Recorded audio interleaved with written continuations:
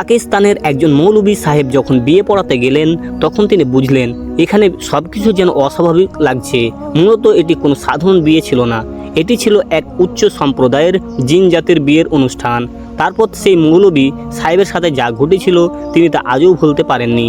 যে ঘটনা সারা পাকিস্তানে মুহূর্তের মধ্যে ছড়িয়ে পড়েছিল, সেই রাতে তার সাথে কি ঘটেছিল জানতে হলে থাকুন ভিডিওটির শেষ পর্যন্ত। ঘটনা শুরু এক সাধারণ রাতে। আমাদের গল্পের মূল চরিত্র মৌলভী মোহাম্মদ নেওয়াজ সাহেব, যিনি বাচ্চাদের কোরআন শিক্ষা দিতেন। আল্লাহ তাআলা তাকে একটি বিশেষ ক্ষমতা দিয়েছিলেন। তিনি যত গভীর ঘুমে থাকুন না কেন, দরজায় টোকা পড়লেই সাথে সাথে তার ঘুম ভেঙে যেত। মার্চ মাসের এক কনকনে শীতের রাত, চারিদিক নিস্তব্ধ। হঠাৎ দরজায় শব্দ হলো।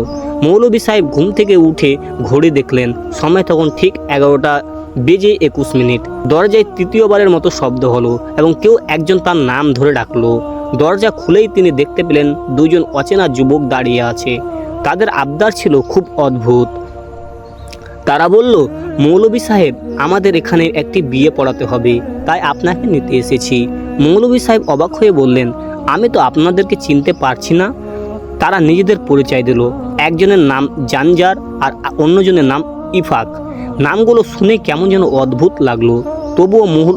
তবুও মৌলভী সাহেব রাজি হয়ে তাদের সাথে বেরিয়ে পড়লেন। কিন্তু রাস্তায় চলতে গিয়ে তিনি খেয়াল করলেন এক অস্বাভাবিক ব্যাপার।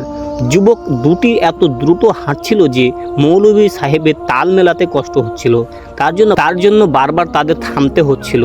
প্রায় 15 থেকে 20 মিনিট হাঁটার পর তারা গ্রামের রাস্তায় ছেড়ে হঠাৎ এক বিশাল ফাঁকা মাটির দিকে মোড় নিল। মৌলভী সাহেব ভয় পেয়ে গেলেন। তিনি বললেন, ভাই, এদিকে তো শুধুই ফাঁকা মাঠ, গ্রাম তো ওই দিকে। তাদের উত্তর ছিল আরও রহস্যময়। জি, আমরা জানি গ্রামের জায়গা ছিল না, তাই এই ফাঁকা মাঠে আমরা শামিয়ানা টাঙিয়েছি। সবচেয়ে ভয়ের ব্যাপার হলো তারা মাঠের একদম কাছে চলে এলেও কোনো শব্দ নেই। বিয়ের বাড়ি, অথচ পিনপতন নীরবতা। ভিতরে ঢুকতেই এক মুরব্বী তাকে স্বাগত জানিয়ে বললেন, খোশ আমদেদ মৌলভী সাহেব। পরিচয় করিয়ে দেওয়া হলো বরের বাবার সর্দার মানাস এবং কনের বাবা শর্মাগ সাহেবের সাথে। কিন্তু আসল চমক অপেক্ষা করছিল তখন, যখন মৌলভী সাহেব কনের বাবার সাথে মুসাফা বা হ্যান্ডশেক করতে গেলেন। তিনি শকড হয়ে গেলেন। শর্মাগ সাহেবের হাত সাধারণ মানুষের মতো ছিল না, সেটি ছিল অস্বাভাবিক রকমের গরম, আগুনের মতো উত্তাপ। মৌলভী সাহেবের বুক কেঁপে উঠল। তিনি চারপাশ তাকালেন। গ্রামের এত মানুষকে তিনি চেনেন, অথচ এই বিয়ের আসরে শত শত মানুষের ভিড়ে তিনি কাউকে চিনতে পারছেন না। বুঝতে পারলেন তিনি বড় কোনো বিপদে পড়েছেন। তার মনের এই অস্থিরতা হয়তো তারা বুঝতে পেরেছিল। হঠাৎ করে জাদুর মতো মৌলভী সাহেব পরিচিত মুখ দেখতে পেল। গ্রামের দোকানদার নজর সাহেব, আরও দেখা গেল আহমেদ খান, শেরদিল এবং গোলাম আলীকে। এরা সবাই তার পরিচিত মানুষ দেখে মৌলভী সাহেবের জান এবং পানি এলো। তিনি নজর সাহেবকে জিজ্ঞাসা করলেন, দোকান কেমন চলছে? উত্তর দিল, জি, ভালোই চলছে। কিছুটা আশ্বস্ত হয়ে তিনি অবশেষে বিয়ের কাজ সম্পন্ন করলেন। বিয়ের শেষে তাকে এমন সুস্বাদু খাবার খাওয়ানো হলো যা তিনি ভাষায় প্রকাশ করতে পারলেন না। বিদায় বেলায় তারা তাকে মিষ্টি আর টাকা হাদিয়া দিল। জানজার আর ইফাক তাকে আবার বাড়িতে পৌঁছে দিয়ে গেল। বাড়ি ফিরে তিনি অজু করলেন। তার মনে হলো বিয়ে পড়াতে গিয়ে অনেক সময় পার হয়ে গেছে, হয়তো ফজরের ওয়াক্ত হয়ে গেছে।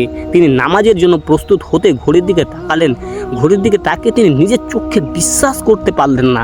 তিনি যখন ঘর থেকে বেরিয়েছিলেন আর এখনকার সময়ের মধ্যে মাত্র কয়েক মিনিটের ব্যবধান, অথচ তার হিসেব তিনি কয়েক ঘন্টা সেখানে কাটিয়েছেন। মানুষের ঘড়িতে সময় যেন থমকে ছিল। পরের দিন সকালে আসল সত্যটা সামনে এলো। মৌলভী সাহেব বাজারে গিয়ে সেই নজর সাহেব ও অন্যদের খুঁজলেন যাদের তিনি গত রাতে বিয়েতে দেখেছিলেন। মৌলভী সাহেব জিজ্ঞাসা করলেন, কাল রাতে বিয়েটা বেশ ভালোই হলো, তাই না? গ্রামের লোকেরা অবাক হয়ে বলল, বিয়ে? কিসের বিয়ে? মৌলভী সাহেব, আমরা তো কাল রাতে ঘর থেকেই বেরোইনি, আমরা সবাই ঘুমিয়েছিলাম। মৌলভী নেওয়াজের পায়ের নিচ থেকে মাটি সরে গেল। সে অস্বাভাবিক গরম হাত, সে অবিশ্বাস্য গতি, অচেনা নাম আর সময়ের এই গরমিল সব কিছুর একটা মানে হয়। তিনি গত রাতে কোনো মানুষের বিয়েতে যাননি, তিনি গিয়েছিলেন জিনদের আস্তানায়। কিন্তু এটা কোনো স্বপ্ন বা মনের ভুল ছিল না, কারণ প্রমাণ হিসাবে তার পকেটে তখন সে বিয়ের হাদিয়া ও টেবিলের উপর মিষ্টি প্যাকেটও ছিল। মৌলভী সাহেব পরে বুঝতে পেরেছিলেন তারা ছিল মুমিন জিন বা জিন ভালো জিন। তারা তার কোনো ক্ষতি করেননি, বরং সম্মানের সাথে তাকে বিদায় দিয়েছিল। তাই দর্শক, পরের বার গভীর রাতে যদি আপনার দরজায় কেউ টোকা দেয়, দরজা খোলার আগে দুবার ভাববেন। আপনি জানেন না দরজার ওপাশে কোন জগৎ আপনার জন্য অপেক্ষা করছে। তো বন্ধুরা, ভিডিওটি ভালো লাগলে অবশ্যই লাইক করবেন, শেয়ার করবেন, চ্যানেলটিকে সাবস্ক্রাইব করে আমার পাশে থাকবেন এরকম নতুন ভিডিও পাওয়ার জন্য। তো ধন্যবাদ সবাইকে।